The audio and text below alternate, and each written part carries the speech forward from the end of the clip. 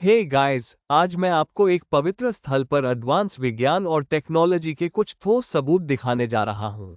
Normally मैं आपको किसी प्राचीन हिंदू मंदिर में ले जाता हूँ, लेकिन आज मैं किसी हिंदू मंदिर में नहीं, बल्कि कर्नाटक राज्य की एक नदी में जा रहा हूँ। नदी, हाँ, यहाँ देखो, ताडा। जैसा कि आप देख सकते हैं कि यह नदी बह रही है, और आप नदी में चट्टानों पर डिफरेंट साइजेस में खुदे हुए बहुत सारे शिवलिंग देख सकते हैं। मैं आपको ये अद्भुत शिवलिंग बाद में दिखाऊंगा, लेकिन पहले इस वीडियो में मैं आपको यह एक कार्विंग दिखाना चाहता हूँ। यह वो कार्विंग है जो वाकई इतिहास बदल देती है। इसे देखिए, यह क्या दिखाती है? पहली नज़र में यह एक यूएफओ जैसा दिखता है, जिसके बीच में एक बड़ा सर्कल है, जिसके चारों ओर छोटे छोटे सर्कल्स हैं। लेकिन जब आप इन छोटे छोटे सर्कल्स की संख्या गिनते हैं, तब आपको समझ में आता है कि क्या हो रहा है। आइए इन्हें एक साथ गिने। 1, 2, 3, 4, 5, 6, 7, 8 और 9। जी हाँ, ये सूर्य के चारों ओर घूमने वाले 9 ग्रह हैं।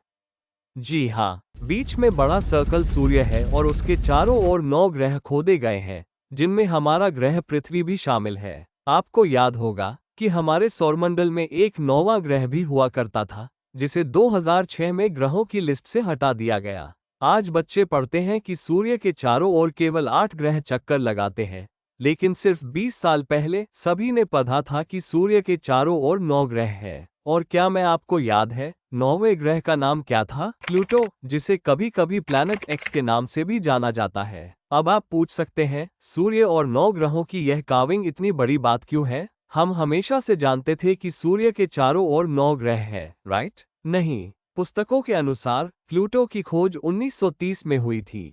जी हाँ, इसकी खोज 100 साल से भी कम समय पहले हुई थी, और उस समय हर कोई इस बात पर आश्चर्यचकित था कि कैसे मनुष्यों ने 1930 के दशक में एडवांस तकनीक का उपयोग करके इस प्लैनेट एक्स या प्लूटो की खोज की। तो हम प्लूटो को केवल 96 वर्षों से जानते हैं, लेकिन ये कार्विंग तो कई सेंचुरीज पहले बनाई गई थी। स्थानीय लोगों का दावा है कि ये हजारों वर्ष पुरानी है, लेकिन आर्कियोलॉजिस्ट्स के रूढ़िवादी अनुमान के अनुसार भी ये कार्विंग 300 वर्ष से भी अधिक पुरानी है। इस स्थल का नाम सहस्रलिंग है, और आप देख सकते हैं कि विकिपीडिया पेज पर स्पष्ट रूप से बताया गया है कि ये कार्विंग 1678 और 1718 के बीच बनाई गई थी, इसलिए ये कम से कम 3 सेंचुरीज पुरानी है। तो 300 साल पहले रहने वाले आदिम पुरातन मूर्तिकारों को सौरमंडल में सबसे दूर स्थित ग्रह प्लूटो के बारे में कैसे पता चला? लेकिन हो सकता है कि प्राचीन बिल्डरों की दृष्टि बहुत अच्छी रही होगी और वे प्लूटो को अपनी नंगी आंखों से देख सकते थे, राइट? गलत, क्योंकि प्लूटो बहुत अधिक दूर है। प्लूटो को अपनी नंगी आंखों से देखना असंभव है, और यदि आप दूरबीन का भी उपयोग करें तो भी आप प्लूटो को नहीं देख सकते। आपको कुछ आइडिया देने के लिए बता दूं कि सूर्य हमसे बहुत दूर है। ये पृथ्वी से लगभग 93 मिलियन मील दूर है। सूर्य और पृथ्वी के बीच की इस दूरी को एक एस्ट्रोनॉमिकल यूनिट ओ कहा जाता है। प्लूटो ग्रह पृथ्वी से 34 एस्ट्रोनॉमिकल यूनिट्स की दूरी पर है, इसलिए वो सूर्य से हमारी दूरी से 34 गुना अधिक दूर है। तो प्राचीन बिल्डर्स को प्लूटो के बारे में कैसे पता चला होगा? उन्होंने किस प्रकार के उपकरणों का प्रयोग किया होगा? सूर्य और 9 ग्रहों का अध्ययन करने के लिए उनके पास किस प्रकार की तकनीक थी? अपने चैनल पर मैं बार बार आपको अपनी खोजों को दिखा रहा हूँ। भारतीय प्राचीन स्थलों पर ग्रहों, तारों और एडवांस खगोल विज्ञान की कार्विंग्स है। ऐसा होना ही नहीं चाहिए। हाल ही में मैंने आपको एक प्राचीन मंदिर के एक चेंबर में छिपे एक आर्च को दिखाया था, जो कई नक्षत्रों और लूनर स्टेशंस को दर्शाता था। कई स्थानों पर तारों के समूहों को अनोखे डिटेल्स के साथ दर्शाया गया है। प्राचीन बिल्डरों ने उनका निरीक्षण कैसे किया होगा? इनफैक्ट, उनके पास किस प्रकार के उपकरण थे, स्पेशली प्लूटो जैसे दूरस्थ बौने ग्रह को खोजने के लिए, जो सूर्य से हमारी दूरी से लगभग 34 गुना अधिक दूर है। अब एक पल के लिए खगोल विज्ञान को भूल जाइए, इस कार्विंग को ध्यान से देखिए। आपको इस बात पर कोई डाउट नहीं होना चाहिए कि उनके पास एडवांस तकनीक थी। मेरा मतलब है कि इसे देखिए, उन्होंने इन परफेक्ट सर्कल को कैसे बनाया होगा? यह निश्चित रूप से छेनी और हथौड़े का काम नहीं है। उन्होंने इन परफेक्ट सर्कल को बनाने के लिए किसी तरह की रोटेटिंग मशीनों का इस्तेमाल किया था। इनमें से प्रत्येक न केवल एक 2 डायमेंशनल सर्कल है,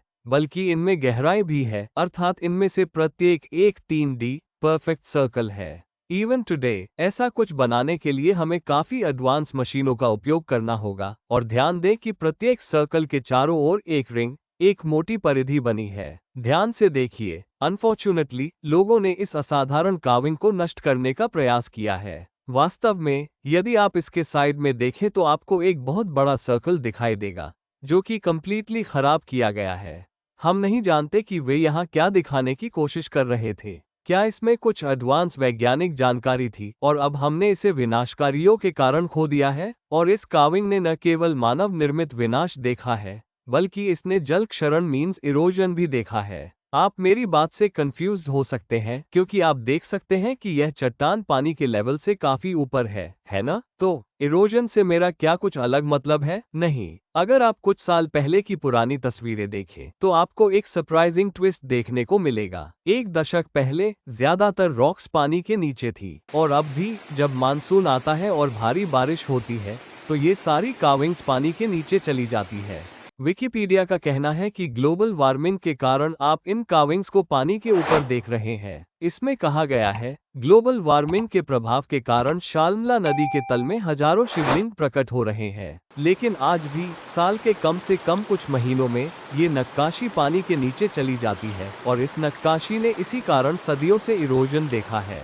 यदि यह सच है तो एक इससे भी अधिक वियर्ड बात है जिस पर हमको बात करनी होगी। यदि ग्लोबल वार्मिंग के कारण पिछले 10 वर्षों में वाटर लेवल में गिरावट आई है जिससे ये कार्विंग्स सामने आए हैं, तो इसका क्या मतलब है? इसका मतलब है कि सदियों पहले ये सारी कार्विंग्स पूरी तरह से पानी के अंदर रही होगी, पानी की सतह से कई फीट नीचे। लेकिन आप पानी के अंदर कोई भी कार्विंग कैसे कर सकते हैं? क्या आपने कभी पानी के अंदर किसी को मुक्का मारने या लात मारने की कोशिश की है? उन्हें चोट पहुंचाना लगभग असंभव है क्योंकि पानी की डेंसिटी हवा से ज्यादा होती है जो आपकी स्पीड को बहुत धीमा कर देता है। यही कारण है कि जब कोई फिल्म के पात्रों पर गोली चलाता है तो वे हमेशा पानी में कूद जाते हैं क्योंकि पानी में गोलियां धीमी हो जाती हैं जिससे शरीर को कम नुकसान पहुंचता है। अगर आप पानी के अंदर किसी को मुक्का भी नहीं मार सकते तो कल्पना कीजिए कि कई शताब्दियों पहले पानी के अंदर ठोस ग्रेनाइट पर खुदाई कैसे की गई होगी। उन्होंने ये कैसे किया? लेकिन अगर वे किसी तरह ऐसा करने में सफल भी हो गए तो उन्होंने पानी के अंदर इतने परफेक्ट सर्कल्स कैसे बनाए? मुझे सहस्रलिंग के इस पवित्र स्थल में और भी रोचक जानकारी मिली है। इस नदी में कई छिपी हुई नक्काशी है और मैंने उनमें से कुछ को मेंबर्स ओनली सेक्शन में पोस्ट किया है। मेरी डीप डाइव नामक एक मेंबर्स ओनली कम्युनिटी है जहां हम इस तरह के पवित्र स्थलों का डीप एनालिसिस करते हैं और इस गेटेड समुदाय में मेरे पास पहले से ही 1 दर्जन से अधिक वीडियो है। इसलिए कृपया डीप डाइव कम्युनिटी में शामिल हों जहां आप इस साइट और अन्य साइटों के बारे में अधिक जान सकते हैं। मुझे उम्मीद है कि आपको यह वीडियो पसंद आया होगा। मैं प्रवीण मोहन, वीडियो देखने के लिए बहुत बहुत धन्यवाद। सब्सक्राइब करना न भूलें और मैं जल्द ही आपसे फिर बात करूंगा। बाय।